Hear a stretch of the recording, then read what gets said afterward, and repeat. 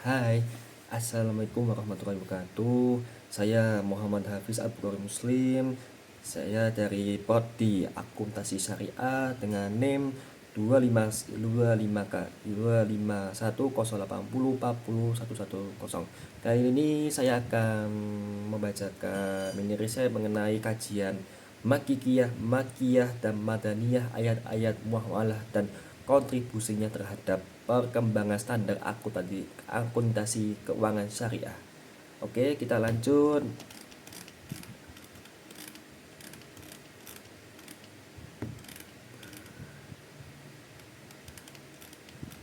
Latar belakang. Al-Quran diturunkan secara bertahap selama 23 tahun. Diklasifikasikan menjadi Makiyah sebelum hijrah ke Madinah dan Madaniyah setelah hijrah. Kualifikasi ini tidak hanya membedakan waktu dan tempat turunnya, tetapi juga mencerminkan tahapan pembinaan masyarakat dan penetapan hukum. Pada periode Makkiyah, fokus utama adalah penanaman akidah tauhid dan etika dasar termasuk prinsip-prinsip moralitas dan transaksi muamalah. Sementara pada periode Madaniyah, setelah terbentuknya negara tersebut, fokus bergeser pada penetapan hukum rinci syariah, termasuk hukum ekonomi seperti pelarangan riba dan perintah percatatan utang piutang. Ayat-ayat muamalah seperti yang paling terkenal adalah Al-Baqarah surat ayat 282 ayat terpanjang yang memerintahkan pencatatan transaksi merupakan fondasi etis dan teknis bagi aktivitas ekonomi umat Islam. Prinsip-prinsip ini menjadi sumber utama dalam perumusan standar akuntansi keuangan syariah yang dikembangkan oleh institusi seperti Dewan Standar Akuntansi Syariah, Ikatan Akuntan Indonesia, dan Accounting and Auditing Organization for Islamic Financial Institutions. Kajian Makiyah dan Madaniyah terhadap ayat-ayat muamalah menjadi krusial untuk memahami evolusi penetapan hukum dan kontribusinya dalam membangun kerangka kerja akuntansi syariah yang terprinsip pada keadilan, transparansi, dan akuntabilitas Islam. Rumusan masalah pertama, bagaimana karakteristik ayat-ayat muamalah yang tergolong Makiyah dan Madaniyah? Kedua, apa saja prinsip-prinsip dasar akuntansi syariah yang bersumber dari ayat-ayat muamalah Makiyah dan Madaniyah? Ketiga, bagaimana kajian Makiyah dan Madaniyah terhadap ayat-ayat muamalah berkontribusi secara konkret terhadap perkembangan standar akuntansi syariah keuangan. Tujuannya penelitian. Pertama, menganalisis karakteristik spesifik ayat-ayat muamalah Makiyah dan Madaniyah. Kedua, mengidentifikasi prinsip-prinsip dasar akuntansi syariah yang didasarkan pada ayat-ayat tersebut. Yang ketiga, menganalisis kontribusi histori teologis kajian Makiyah dan Madaniyah dalam pembentukan SAK syariah. Manfaat penelitian ya teoritis memberikan kontribusi pada studi Al-Quran dan akuntansi syariat dengan menjembatani ilmu tafsir ulumul Quran dengan ilmu akuntansi. Praktis memperkuatkan landasan syariah bagi para penyusun standar akuntansi,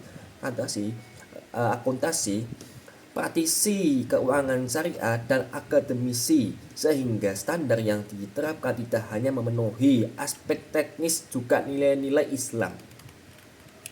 Bab kedua, kajian pustaka. Konsep Makiyah dan Madaniyah. Kualifikasi Makiyah dan Madaniyah dilakukan berdasarkan kriteria waktu sebelum atau setelah hijrah atau tempat turunnya ayat. Makiyah umumnya pendek, ditujukan kepada manusia secara umum, fokus pada tauhid, keesaan Allah. kebangkitan akhirat, etika, dan landasan moralitas. Madaniyah umumnya lebih panjang ditujukan kepada wahai orang-orang yang beriman. Ya Allah ya Razin amati, fokus pada penetapan hukum syariat, perdata, pidana, dan muamalah yang rinci sebagai respon terhadap kompleksitas masyarakat negara baru. Ayat-ayat muamalah Makkiyah dan Madaniyah. Ayat-ayat muamalah mencakup aturan tentang transaksi perdagangan, utang piutang, larangan riba dan zakat. Ayat-ayat muamalah mencakup aturan tentang transaksi perdagangan, utang piutang, seperti contoh Makikiyah, ayat yang melarang kecurangan dalam takaran dalam timbangan. Misalnya surat Al-Mutaffifin ayat 1-6 menekankan keadilan dan prinsip dasar kepemilikan. Prinsip utama yang ditanamkan adalah etika bisnis yang jujur dan pertanggungjawaban individu kepada Allah. Contoh Madaniyah seperti ayat-ayat yang lebih rinci dan bersifat hukum institusional seperti surat Al-Baqarah ayat 275, larangan riba dan kehalalan jual beli. Surat Al-Baqarah ayat 282 artinya perintah pencatatan utang piutang menunjukkan penulisan saksi dan jaminan keadilan. Ini adalah ayat yang paling eksplisit mengenai fungsi akuntansi. Standar akuntansi keuangan syariah yang ada di Indonesia itu diatur dalam penyataan standar akuntansi keuangan syariah didasarkan pada kerangka dasar yang mengacu pada tujuan syariah, yaitu menjaga agama, jiwa, akal, keturunan, dan harta. Prinsip dasar SAK syariah meliputi pertanggungjawaban berasal dari konsep amanah dan perintah pencatatan surat Al-Baqarah ayat 282. Yang kedua, kebenaran itu mencatat sesuai fakta, bebas dari manipulasi, sejalan dengan prinsip keadilan. Keadilan menjaga hak semua pihak seperti investor, nasabah, dan masyarakat, dan menghindari praktik zalim, riba, gahar, dan maisir. Oke, lanjut bab 3, metode penelitian. Penelitian ini menggunakan metode kualitatif dengan jenis kajian pustaka.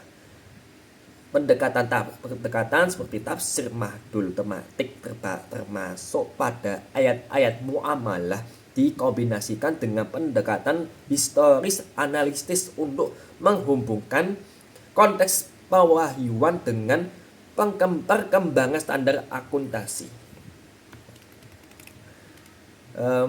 Kalau sumber data itu biasanya dari primer ayat-ayat Al-Quran terkait muamalah, khususnya yang terkalifikasi Makkiyah dan Madaniyah.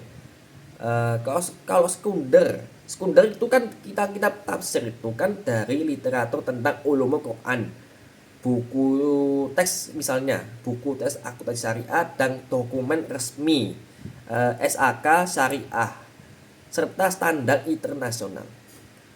Kalau teknik analisisnya seperti untuk mengidentifikasi perintah, larangan, dan prinsip dalam ayat-ayat muamalah, kemudian analisis komparatif untuk membandingkan prinsip-prinsip teologis tersebut dengan elemen-elemen formal yang terdapat dalam SAK syariah.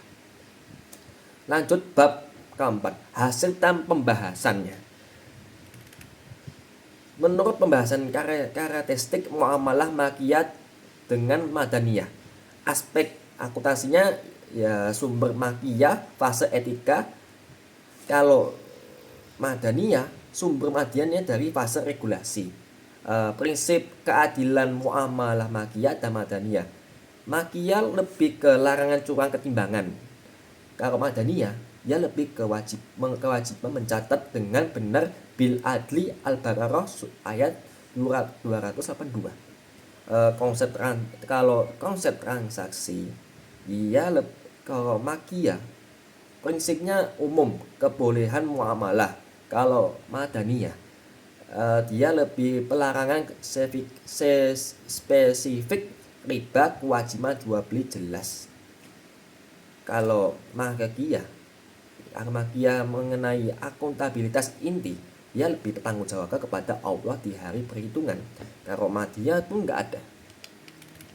Nah, kontribusi spesifik terhadap standar akuntansi keuangan, ya kajian Makiyah dan Madiyah memberikan dasar yang tak tergantikan bagi elemen-elemen kunci dalam standar akuntansi modern syariah. Kajian pembentukan kerangka konseptual seperti prinsip, ya kontribusi Madaniyah itu kan adalah yang paling krusial ya.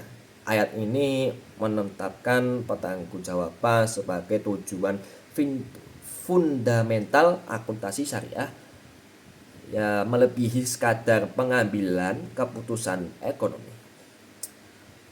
Implementasi dalam SAK syariah, ya prinsip ini menjadi pilar utama dalam kerangka dasar penyusunan dan penyajian laporan keuangan syariah, dan laporan keuangan syariah wajib mencerminkan pertanggungjawaban kepada pihak-pihak terkait.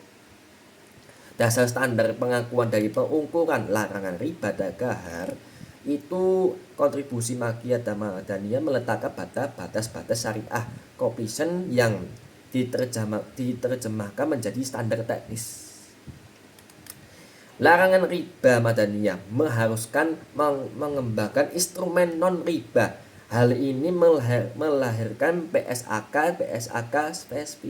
spesifik. PSAK 105 pengukuran PSAK 105 muharabah musyarakah, pengukuran dan pengakuan laba didasarkan pada prinsip bagi hasil yang adil bukan bunga. Larangan gharal menurut Makiyah dan Madaniyah mengharuskan transparansi dan kepastian,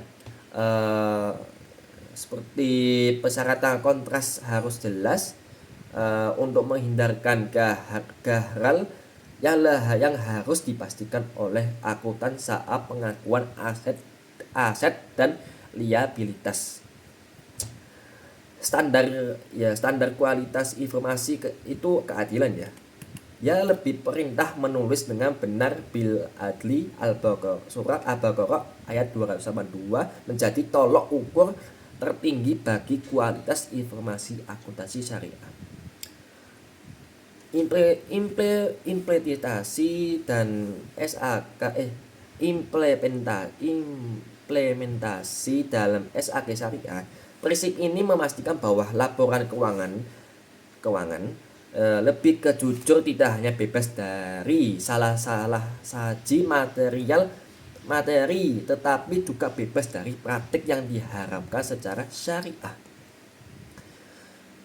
Ya relevan memberikan informasi yang dibutuhkan pemegang amanah untuk menilai kepatuhan syariah entitas. Bab 5 penutup. Kesimpulannya, mini riset ini mengenai kajian Makiyah dan Madaniyah terhadap ayat-ayat muamalah menghasilkan 3 kesimpulan utama.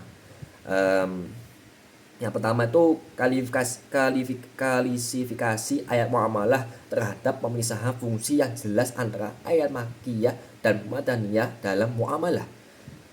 Ayat Makiyah berfungsi sebagai peletak dasar filosofi dan etis, menekankan kejujuran dan keadilan dalam universal. Sedangkan ayat Madaniyah berfungsi sebagai penentu prosedural dan hukum yang mengatur detail mekanisme transaksi dan dokumentasi syariah. Yang kedua, prinsip akuntansi dasar. Prinsip utama yang diekstrak adalah pertanggungjawaban yang bersumber langsung dari pemerintah, pencatatan hutang piutang dalam surat Madaniyah. Selain itu, prinsip kebenaran dan keadilan merupakan landasan etis yang ditegaskan sejak periode Maggagiyah. Yang ketiga, kontribusi terhadap SAK Syariah. Kajian ini memberikan otoritas normatis bagi standar akuntansi keuangan syariah. Perintah pencatatan menjadi dalil syar'i utama bagi rangka dasar penyusunan dan penyajian laporan keuangan syariah. Ia dalam menetapkan tujuan akuntansi syariah, yakni untuk memenuhi amanat dan penanggung-jawaban selain larangan riba, gharal, dan masyr. Yang pasti, yang memastikan seluruh pengakuan dan pengukuran transaksi telah syariah completion. Oke, segitu aja mini risetnya. Terima kasih. Assalamualaikum warahmatullahi wabarakatuh.